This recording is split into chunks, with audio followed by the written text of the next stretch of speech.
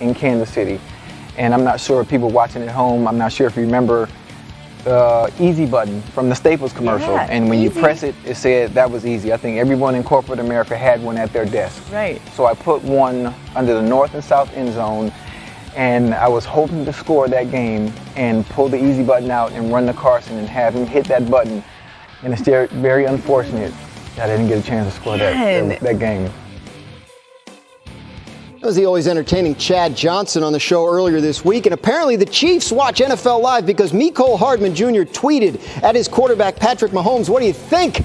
And Mahomes responded, "As long as you got the fine," which is funny because Mahomes makes 35 times as much as Mecole Hardman does. What do you guys think? What do you guys think about the possibility of the Chad Johnson easy button celebration?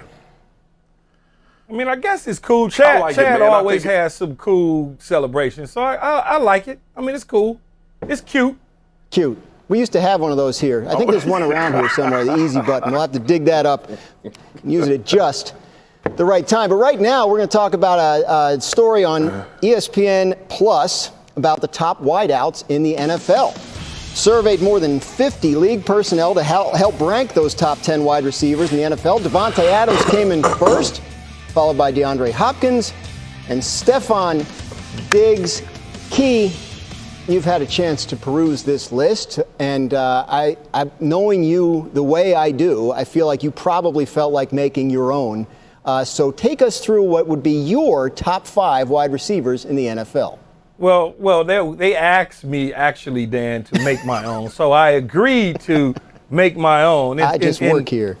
I gave 5. I didn't give 10 or 20. I just gave a simple 5, and starting at number 5, I got to go with Julio Jones. I think when you look at Julio Jones, his ability, his size, his ability to run routes and break people down, I think he'll have an amazing season in Tennessee paired with A.J. Brown along with Derrick Henry in the backfield. So you got to look at it from that standpoint. At number 4, Stefon Diggs. What can you say about a guy who's just continuing to just – this guy was drafted in the middle rounds of the NFL draft, and all he's done was basically take the NFL by storm, starting off in Minnesota and just recently in Buffalo. And then at number 3, D-Hop. What more can you say about him? He goes from Houston. Bill O'Brien couldn't get along with him, didn't like his play, kind of hurt Deshaun Watson's ability to win games without his main target. So he goes to Arizona, does what he's always done, balled out. And then number 2, it's nepotism all the way around. I understand that he was hurt last year and had a down year. But here's what I would say, as I always say, Dan and Swagoo. They call him Slant Mike. You don't get paid $20-some million and be one of only 2 offensive players at the receiver position to get that Offensive Player of the Year award, only catching slants.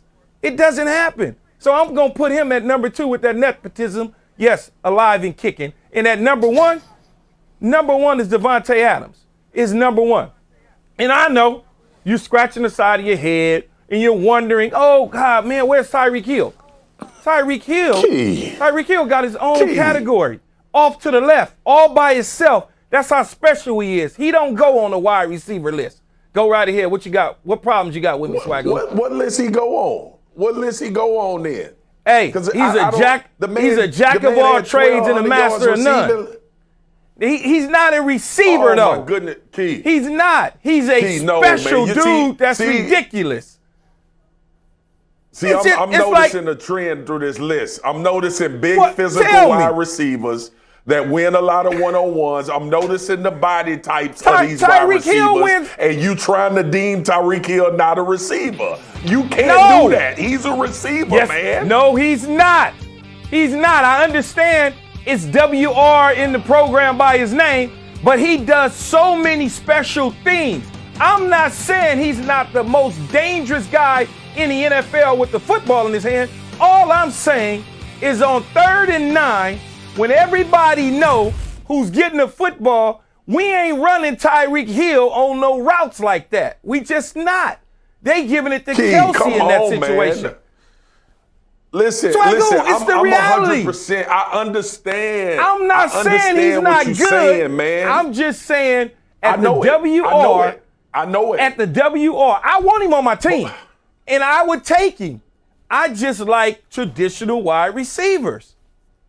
So there we go. There we go. It came out. That's what I was looking for, Dan Graziano. Yeah. It came out. I like traditional wide receivers. So the man ain't a wide receiver because in Keyshawn Johnson's book, he not a traditional wide receiver. He is arguably the most productive wide receiver in the NFL, Key. I said and just because they use him on slants and reverses. He is the most dangerous guy in the NFL with the football we know in that, his hand. but he a wide receiver. All right. No, not for my money. I got a call here. He's special. Traditional and a member of the Keyshawn Johnson family. That helps you get You on the wouldn't list. even know. You We ain't know never that played receiver for future anyway, reference. Swagoo. These guys are going to keep yelling at each other. But one guy who was not on you either never break list, down D lineman then. And second-year Vikings wideout Justin Jefferson. I'm just going to keep talking.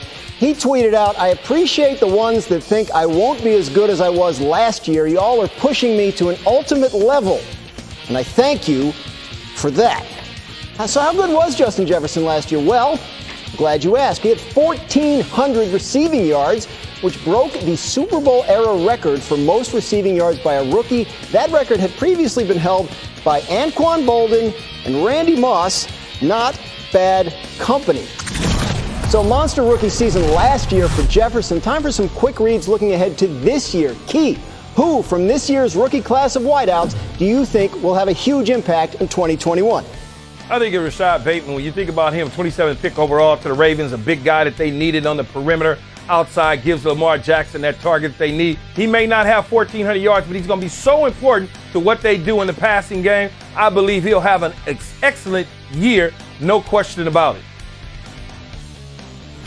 I'm assuming he a traditional wide receiver. I'm going with Jamar Chase with Stop the all that hate, Cincinnati man. Bengals, and it's because of the rapport that he already has with Joe Burrow. I know everybody was talking about Cincinnati taking the offensive lineman, but Jamar Chase is going to make a difference in this offense. And then coming into a familiar situation with Joe Burrow, T. Higgins on the other side. And remember, these guys thrive a lot when they have guys that are around them that can make plays as well. I look forward to Jamar Chase having a big one. Pleasure to be on a show with two wonderfully non-traditional football analysts. We are less than 2 weeks away from the start of training camp, and still, we don't know what Aaron Rodgers